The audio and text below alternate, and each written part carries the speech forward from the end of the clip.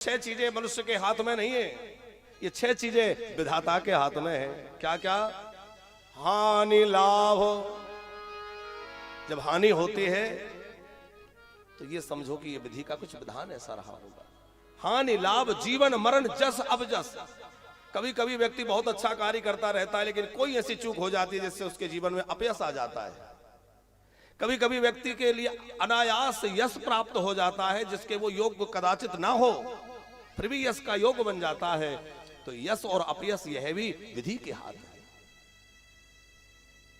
लेकिन कल हम लोग सुन रहे थे, श्री लक्ष्मण जी निषाद राज गोह को कह रहे थे कि काहू ना को सुख दुख कर दाता, और जो जस करहि सो तस फल चाखा।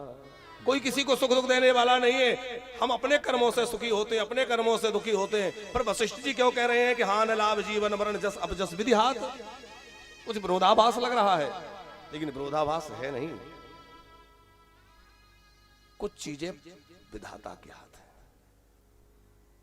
सुखी होना और दुखी होना ये हमारे अपने हाथ है। क्योंकि कई बार व्यक्ति बहुत संपत्ति प्राप्त करके भी सुखी नहीं होता, और कई बार व्यक्ति बड़े अभाव में भी बड़ा सुखी रह लेता है। कोई व्यक्ति काम करते करते खेत की मेड़ पर हाथ का तकिया लगा के सो जाता है बड़ी गहरी चैन की नींद में, और कोई व्यक्ति जो है एयर कंडीशन कमरे में भी करवटें बदलता रहता है, नींद की गोली खाकर भी नींद नहीं आती है। हान लाभ जीवन मरण ये तो भगवान के हाथ है, लेकिन हमें अपने कर्म को करना चाहिए। कर्म की प्रधानता मानसकार कहते हैं। श्रीमद् भगवद गीता में भी श्री कृष्ण कर्म की प्रधानता को कहते हैं। व्यक्ति को भाग्यवादी बनकर बैठना नहीं चाहिए। जो भाग्य में होगा सो मिल जाएगा, ऐसा कभी नहीं होगा कि हमारे को बिना कुछ किए ही मिल जाए, करना पड़ेगा। तो एक चौपाई और रामायण में है कि हुई सोई जो राम रचि राखा, और को कर कर तर्क बढ़ावई शाखा। जो तो कई आलसी लोग होते हैं वो इसी चौपाई को पकड़ के बैठ जाते हैं, बोले वही होगा जो भगवान को करना है, तो हम क्यों परेशान हो। लेकिन ऐसा मान के बैठने वालों के हाथ कुछ नहीं लगता। यदि आपको कुछ प्राप्त करना है तो पुरुषार्थ करना होगा। सवेरे जब सो के जगे तो पुरुषार्थ करते भाई ये विचार करें कि मैं जितना परिश्रम करूंगा, पुरुषार्थ करूंगा, उसके अनुरूप मुझे फल मिलेगा। खूब दिन में परिश्रम करें, पुरुषार्थ करें, और रात्रि में जब सोने जाएं, जो काम नहीं बन पाए, चाहते हुए भी परिश्रम करने के बाद भी कोई काम अधूरा रह गया, नहीं बन पाया, तो ये सोच लें कि हुई है सोई जो राम रचि राखा। तो फिर नींद बड़ी आएगी, बोलिए भगवान जो करेंगे वो होगा, हमें क्या करना है सोच के।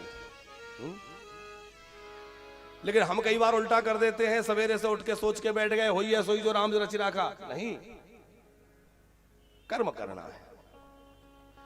लेकिन यहां वशिष्ठ जी का संकेत क्या है? बोले आपके अच्छे कर्म करने के बाद भी यदि हानि हो जाए तो समझें कि हमने तो अपने कर्तव्य में, अपने कर्म में कोई कसर नहीं छोड़ी, फिर भी कोई हानि हुई तो ये प्रबल विधि का विधान होगा।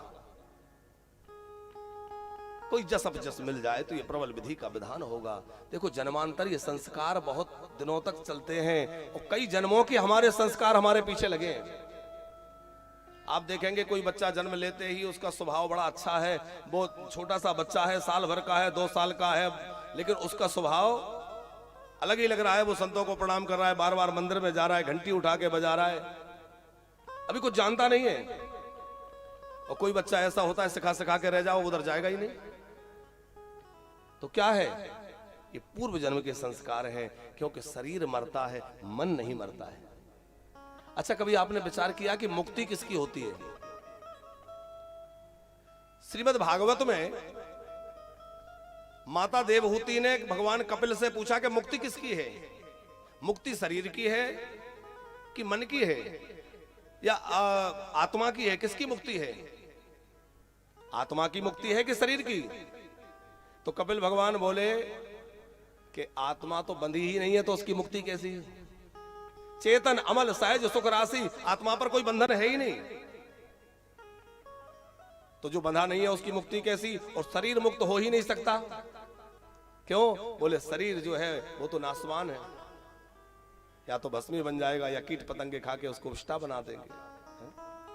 तो ना शरीर की मुक्ति है ना आत्मा की मुक्ति है, पर मुक्ति किसकी है? बोले मुक्ति तो मन की होती है। मन यदि मुक्त हो गया तो जीवन से व्यक्ति मुक्त हो जाता है।